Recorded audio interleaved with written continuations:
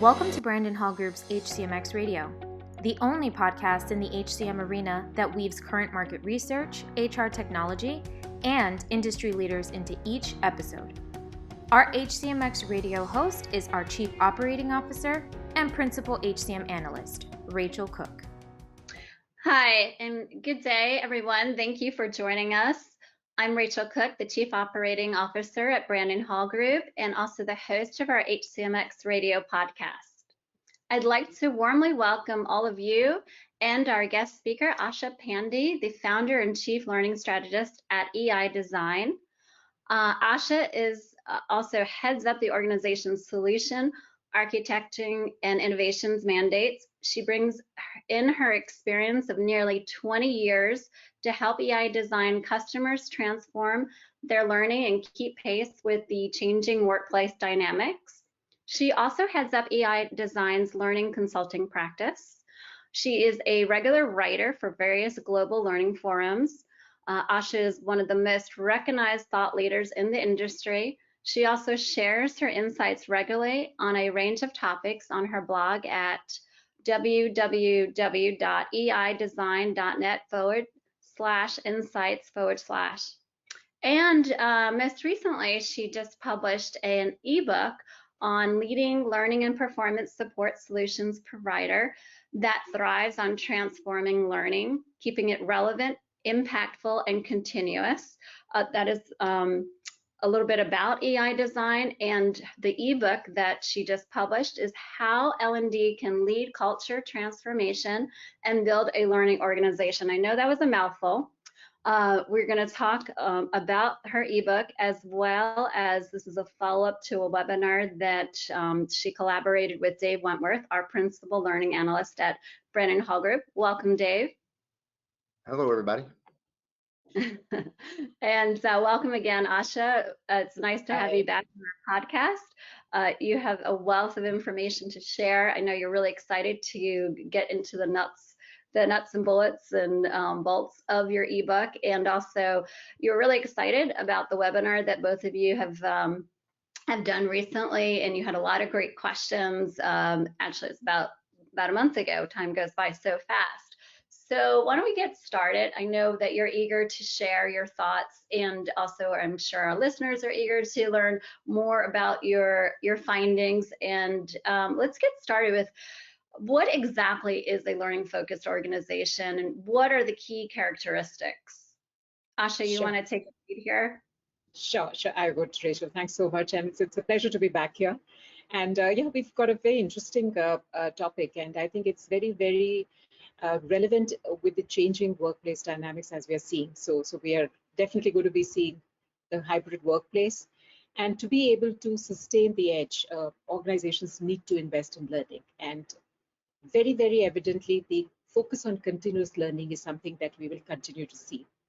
So in my view, when we talk of an organization which is learning focused, what do I see? I think you're likely to see organizations which are more agile, more dynamic, but more aligned to continuous improvement. You're likely to see employees who are far more connected, in sync with the organizational goals, far more creative and innovative. It also requires all stakeholders, starting from, I think, the leadership, the fact that the continuous learning is part of the enterprise goals. It is very much woven into the strategy. And certainly L&D teams are responsible for the training delivery. But the focus from the leadership, I think, is a very, very important prerequisite. And then, of course, the difference that you're going to see from the consumers, which is the learning, which is, of course, your employees, is the fact that people are more responsible for what they are required to do. So, ability to pull things rather than be always mandated or things need to be pushed towards them. So they're more responsible, more accountable for the focus of learning. So I believe this is what you're likely to see when we talk of very learning focused organizations. Yeah, and it's funny that when we talk about this, I think at first, when you talk to an organizations about, is your business learning focused, the first reaction is they think, well, of course it is, because I'm an L&D professional and that's what I do every day. But then when you really think about what that means, they start to realize that maybe they're not. And I look to our most recent upskilling, reskilling research, where on the one hand, 75% of companies rated themselves highly when they said, how important would your business leaders say that learning is to the business? And they said, 75% said either important or critical. The business leaders understand how important learning is. And then we asked, well, to what degree, on a scale of 1 to 5, do you believe that your organization is learning focused, where learning is integral to the culture of the organization? And less than half of companies gave themselves a 4 or 5 on that. So there's a recognition of how important learning is, but then there's also a recognition of we really don't have learning that's injected into the DNA of the business. And so one of the things I wanted to ask you, Asha, because it seemed to come up when we've obviously talked about this before in other forums, it comes up when an organization starts to think really hard about whether or not they're learning focused and they realize that they maybe aren't. What are some of the reasons that they don't fit into that description? Right, and you made a very valid point that the business leaders recognize the fact that you need to be a learning organization, right? But there is a gap. So where does this sort of fall off the grid, right? And the way I look at it is, I think to bring in a culture of learning and to be able to then sustain continuous learning in itself is an exercise. It's a big change management exercise, right? And unless you view this initiative first from that perspective and then start aligning all the stakeholders. So we're talking about the leadership, of course, their buy-in is fairly easy, but then leaders also play a role in emulating, being the role models for others to follow, right? So they also need to be engaged in the learning process. Then the role of L&D, it is just not push, right? It also means creating that right environment or an ecosystem, right? And then from the learner perspective, I think a lot of us have forgotten how to learn, right? The habits of learning that were inculcated when we were in school, right? And many of those principles, incidentally, David, we use in our recommendations, right? That nudges that, every day before the morning coffee, you push a small nugget of 4 questions, right? Or a buildup of a really small piece, which during the week you've cleared one learning outcome. So we're going back to many of the techniques that we learned, right? So I think the L&D teams have a wider role when we are talking about this context. And some of these fairly simple, easy to deploy techniques get missed out, right? And thereby the environment, and then of course, there are more tangible things, right? Because we've talked about this again, David, is that somehow the entire budget is consumed in the formal training rollout. Yet, fact is that it is a smaller percentage of channel through which we learn, right? So there's a gap. There's a gap between what the learner asks and what he or she is provided with. Yeah, I think some of the things that we hear from companies is, and it's everything's based in, and this happens in a lot of different areas within the business, is things have been done a certain way for so long, it's very hard to change that. And so this idea that the idea that we spend so much time, money, and resources on that formal learning because that's used to be all that was really available. And well, we can't necessarily spend budget on informal learning because there's no way to create it. Or maybe measure, right, or an experiential learning. Well, that just happens. So we're not going to spend any money on that. But as time has gone by, we've realized how technology can enable, facilitate, track, manage all of these things. So we need to change that mindset that yes, you can actually allocate resources to these kinds of learning and maybe pull some of that away from the more traditional formalized learning. And that's really what gets over that valley between being concerned and understanding the importance of learning and being learning focused and injecting it into the DNA. Because companies that do that sort of traditional event-based learning, that's not to say that they don't care about learning and that their learning isn't strong and effective, but they haven't made that leap to providing the learners or just the workforce with what they need on a regular basis from a learning perspective, to keep improving and going on. And so that actually leads me to kind of the next thing, right? Providing learners with what they need. We talk about all of this. as though it's just a given that this is the way things should be. And the question is, well, why? Why do we need to do this? What are the benefits here? And these are the kind of things that we see in our research over the years. We continually ask about this. Look at companies who do things one way versus those that do it another way. And the companies that are able to do the things that you've been describing, Asha, this more continuous, reinforced practice, all of these things, when they're able to do that, they are far and away seeing better outcomes from everything from individual performance to business performance, employee engagement, employee retention, time to productivity. Yeah, all of that, all of those things come back. And so it isn't just, oh, you should do this because it sounds good and it's the new way of thinking. This is all based on actual outcomes. You're actually achieving the outcomes. And that, to me, so I think sometimes we get so wrapped up in what we should be doing that we forget that here's the reasons why. Like, here's the actual tangible results why you should do that. And there are results for everybody. It's results for the business. It's results for the learners themselves. They are more engaged. They feel like they're more valued. They're growing. They're being able to contribute more. What are some of the other things that when you walk through companies with this, that you try to show them the light at the end of the tunnel? What are some of those things? So increasingly, although the training is all about, technically is about the learner, right?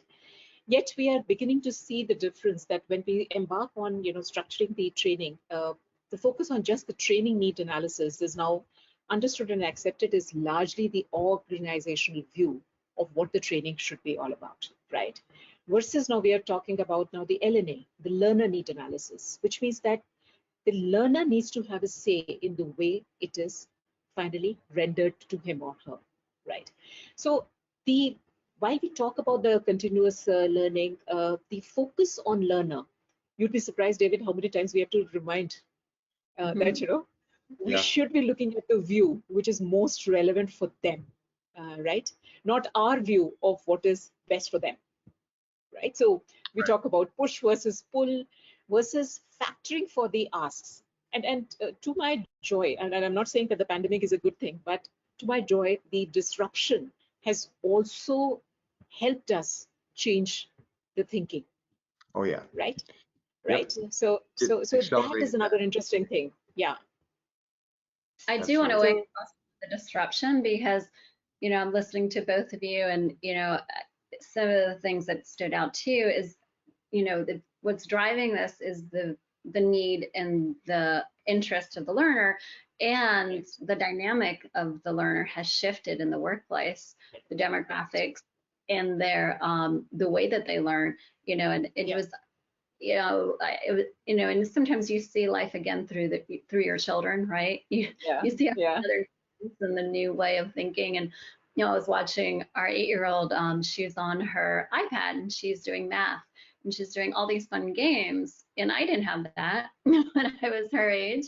And so I was like, wow, this would have been so much better and such a more creative way to learn about all these new concepts when I was young.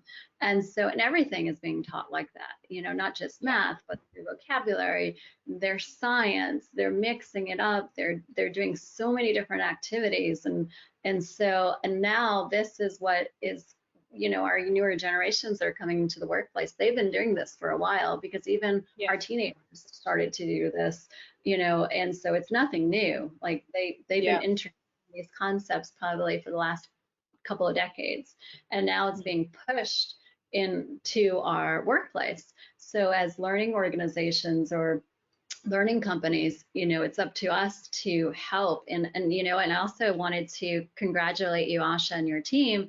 You won 10 excellence awards from Brandon Hall Group this year. And a lot of it was focused, or all of the common themes were the change management, the measurement and impact. And I know you're going to go talk more about this, but again, you've done, your work that you have done with your clients is exceptional. And so congrats there. Thank you so much. Yeah. It's excellent. And, one of some of the things that you're both talking about now, and I refer to this a lot as the organizations are finally recognizing that they need to deliver on the what's in it for me, for the learner. For so long that was looked at as a negative. If an employee said, well, what's in it for me? And the reaction was, well, why would you say that? This is for your own good. This is why we're doing it. And the reality is, no, it's about, no, we need to give everyone that line of sight that the reason why you're spending time and energy on this thing is because it's going to help you do this better, faster, stronger, which in turn helps the organization do this better, faster, and stronger. And you give that line of sight. And, Asha, the work you do is very much focused from start to finish on engaging the learner. But that's where engagement starts, right? Before they've even opened a piece of content, clicked a button, read a page. Absolutely. If they know what's at the end of the line, they're engaged. And then you can worry about, what's actually going on in the content. Very much, very much. And to that point, David, the approach of creating a sustainable learning continuum requires a dramatically different mode, right? And that's where we talk about the ecosystem-based models, right? So a combination of learning and the tying that learning to performance gain is actually the baseline for why training investments are made, right? And of course, then you can move up the cognition level towards, change in thinking, change in behavior. And of course, then, your reskilling, upskilling, specific skilling for internal mobility, all that is getting covered. And you're absolutely right. As I see that when we start engaging with our customers, is that focus is always on the learning outcomes. The TNA is the holy grail, and from there, you got to begin the exercise. But you're absolutely right. When we conceptualized our learning performance ecosystem, it was way back in 2011 when we identified the performance support tools as an important practice. And in those days, nobody bought it. Nobody bought it because everybody was doing purely 10 years ago. Everybody was doing purely formal and structured training. The concept of informal training was, why would I waste my money on informal training, right? So it's a good concept. I like it, but that's where it would end. So when we drew the ecosystem, the first two pieces had nothing to do with the training. So you need to understand the learner personas, what would motivate them. And then what you rightly said, David, is the piece on how do we engage them by making sure that they see the value, right? And of course, it's important for the organization to show the value of the program for them. They are the ones who are finally funding it, right? But that awareness piece is so critical to get that connect and the engagement, that otherwise the best of the learning strategies fall flat, because if people are not seeing the value there, right? You're right. So the relevancy, personalization have all stemmed from that point. Yeah. I mean, I was just going to throw in that in one of our recent studies on learning measurement, where I was totally, I mean, I know that companies are in general not great at learning measurement, and it's partly because of all the things we're talking about and a few other things. But one of the items in that study, we found that very few companies said that most or all of their learning programs were developed based on defined metrics. So my question is, then why does it exist? How did you build it? Why does it, and how are you explaining to other people why it exists and why they should be interacting with it? But that's not where a lot of companies start. They don't start with that endpoint for some reason, and somehow they just, learning begins to exist for its own sake. So yeah, I think the approach you're talking about is the right one. And also, with your, based on what you're seeing too, it's a new way of delivering learning in some ways, maybe not, it hasn't just started today, but the measurement piece has to be approached differently in what you are identifying as your goals. And so I think that's critical. The traditional way of learning is changing, and so is the measurement piece. And you're measuring a lot more things perhaps around engagement, around retention, not just whether or not they attended the class or whether or not they rated it satisfactory. So, in some ways, I think, and I know this is, people maybe this is not something that everyone truly believes, but I do find that if you think of it this way, measuring it can be actually easier, because you can really kind of have a bigger story, a bigger picture of how this impacts and how it integrates. Wouldn't you say so? Yeah, absolutely. Absolutely. Yeah. Go ahead, David. So, Asha, real quickly, let me answer that, but now I want to turn it to you. But that's exactly it. Is that one of the pushbacks you hear, and Asha, I think we've agreed on this, is that companies say, well, I can't measure that informal learning. I don't know how to measure it. I can't really Yeah. measure the experiential learning because in their minds, they're still thinking of training hours. That's how they're measuring Yeah. things. And how many Yeah. hours of training have I delivered? Well, when Yeah. training doesn't rely on hours anymore, when it's little moments throughout the week, the month, whatever, Yeah. hours are meaningless. And so if you're Yeah. able to focus on a change in behavior, a change in performance, some other outcome, it doesn't matter how that learning happens, as long as it's Exactly. happening in a way that gets the learner to internalize it, and then Absolutely. that knowledge is transferred and they can actually do the thing. Yeah. And then Yeah, absolutely. looking at the business results is also important, because if there's patterns of the company's performing, then you have to be doing other things right. If the company's not performing, then why is it not performing? Where are the gaps? So, I think all this fits together. And I think if the learning professional, and again, I'm going to turn it over to you, Asha, because I know that that's what you're doing with your clients. You're making sure that all these pieces fit together and that you're not leaving one out. And you really, for it to be effective, you can't. Yeah, absolutely. So the way we believe that if you want to bring in a change and you want your organization to be oriented towards continuous learning, the sustainable approach demands a structured approach. So we talk about the ecosystem, right? So we talked about the motivation, the engagement, what is in it for me before you roll out the programs, right? And of course, the fact that discrete trainings alone wouldn't suffice, right? So moving people towards learning journeys where they have the control. So based on their aspirations of what they want to learn, right? So integrating, as now the term goes, frictionless learning, learning on demand, just-in-time learning resources which are available within their workflow. They don't have to go back to an LMS and look for that specific piece. And there is adequate room to make sure that what they have learned gets applied. They have room to practice. There is room for reinforcement. There's room for challenges, right? And till as recent as about 5 years ago, I remember when we used to talk about social learning, right? And the power that it brings in. It's very similar to the other ways of informal learning. People would question the impact that it can create, right? But today the ecosystem enfolds both social learning as well as self-directed learning, right? And self-directed learning, whether it is curated recommendations from the L&D side or user-generated content, which, believe me, has more power.